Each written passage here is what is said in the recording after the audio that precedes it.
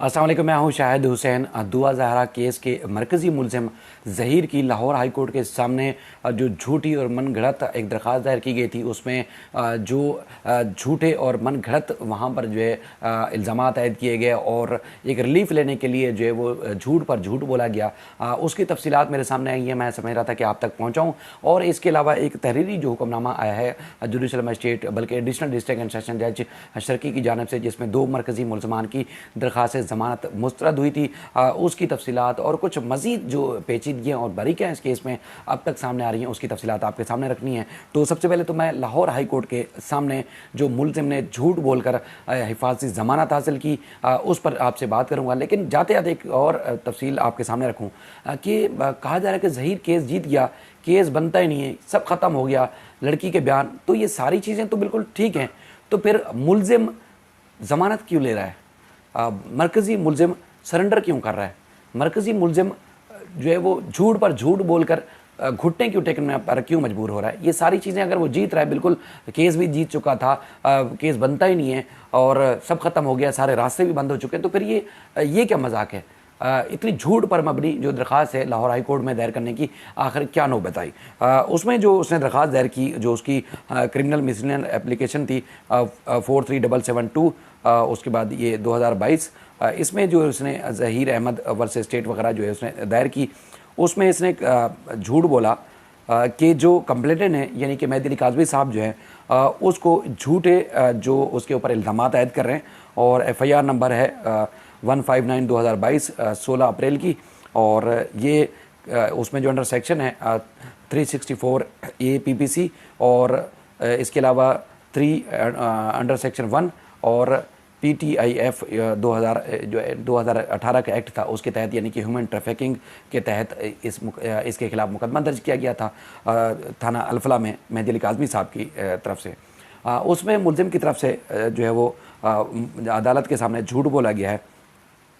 जिसमें मुलज़िम ने कहा कि मुद्दई मुकदमा यानी कि दरख्वास्त गुजार जो मेहदी अली काज़मी साहब हैं, वो मुलज़िम ज़हीर के को गलत तौर पर जो है वो मुलव्वस कर रहे हैं मुकदमे में, और उसके बाद ज़हीर जो है मुतल्लिक़ा अदालत से रजू करना चाहता है, लेकिन मुद्दई मुकदमा जो है उन्हें पहुँचने नहीं दे रहे, यानी कि मेहदी अली काज़मी साहब रुकावट बन रहे हैं, राह में रुकावट बन रहे हैं। मुलज़िम ज़हीर को ट्रायल कोर्ट के सामने या सिंध की जो अदालत है या जो मुतल्लिक़ा अदालत बनती है उसके पास जाने नहीं दे रहे, पहुँचने नहीं दे रहे, बड़ी रुकावट बने हुए हैं, पता नहीं क्या ना जाने ऐसी रुकावटें खड़ी की हुई हैं जिसकी वजह से मुलज़िम वहाँ पहुँच नहीं पा रहा। उनका कहना है कि किसी भी जो हर जो कोई शहरी जो है उसको किसी तौर भी कानूनी जो उसका हक है उसे रजू नहीं किया, उसे रोका नहीं जाता, तो लिहाजा उसने कहा है कि उसको ज़मानत दी जाए ताकि ट्रायल कोर्ट यानी कि कराची की जो अदालत है उसके सामने वो पेश हो और उसको जो है सरेंडर करने का और अपना जो सही मौक़िफ़ है यानी कि मुलज़िम का, मरकज़ी मुलज़िम का जो सही मौक़िफ़ है वो रखने की जो है वो उसको मोहलत दी जाए, और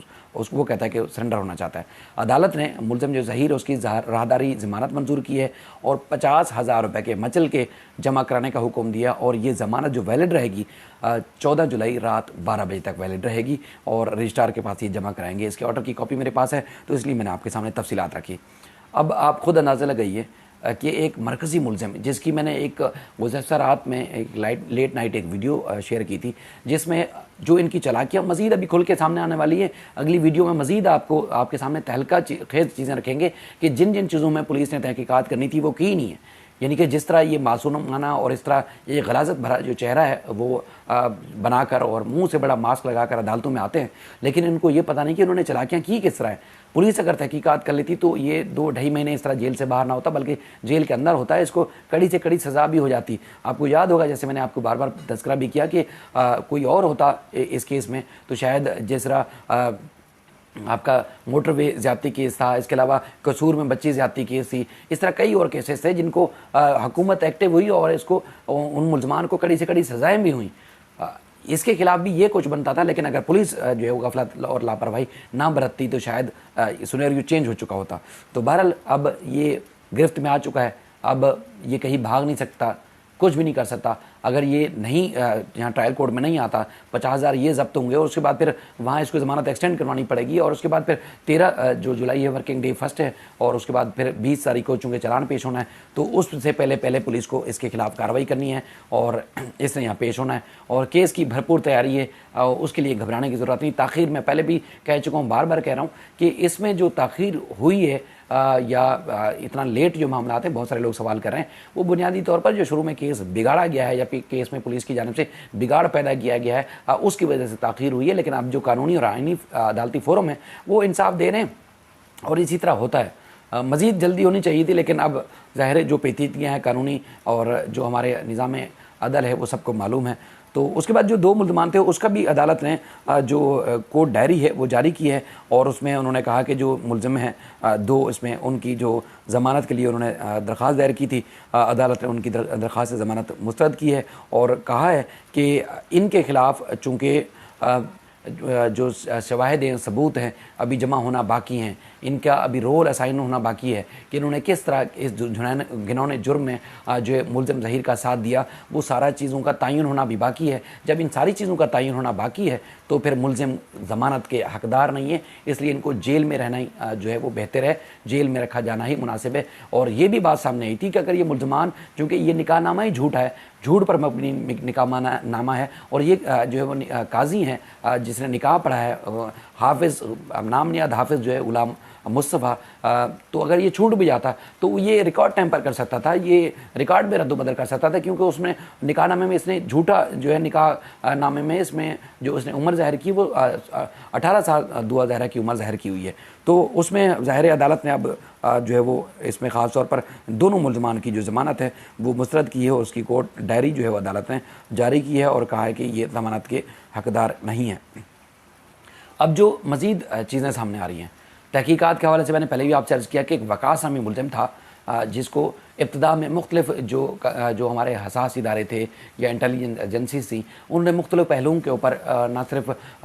टैब था, इसके अलावा दीगर जो चीज़ें थी वो सर्च की, मुख्तलिफ लोगों से तहकीकात की। तो उस दौरान एक तहकीकात में एक मुल्ज़िम आया था जिसका नाम वकास था और वकास ने खुद एतराफ़ किया था कि उसके पास जो इसका रिश्तेदार जो ज़हीर है, सौतेला रिश्तेदार है, वो आया था और उसके बाद फिर अचानक वो गायब भी हो गया और उन्होंने वालदा के साथ था और उसने कहा कि वो जो आया था वो समंदर घूमने के लिए आया था। इन्हीं दिनों में जो है बच्ची यहाँ से गायब हुई और वो सिर्फ एक फ़ोन नहीं बल्कि 7 से 8 सिमें जो है मुमकिन तौर पर इस्तेमाल कर रहा था और इन्हीं दिनों में उसका भाई जो शबीर है वो भी हैदराबाद में था। अच्छा, इन सारे लोगों को गिरफ़्तार भी किया गया। आज भी अदालत में भी ये बात सामने आई तो कि 10 मुल्ज़मान को पुलिस की गफलत और लापरवाही की वजह से डिस्चार्ज कर दिया गया, वरना वो 10 के 10 आज भी अंदर होते। और ये 2 मुल्ज़मान जो हाफिज़ जो गुलाम मुस्तफ़ा है, इसके अलावा अली असगर जो है, ये 2-2.5 महीने से ही जेल में।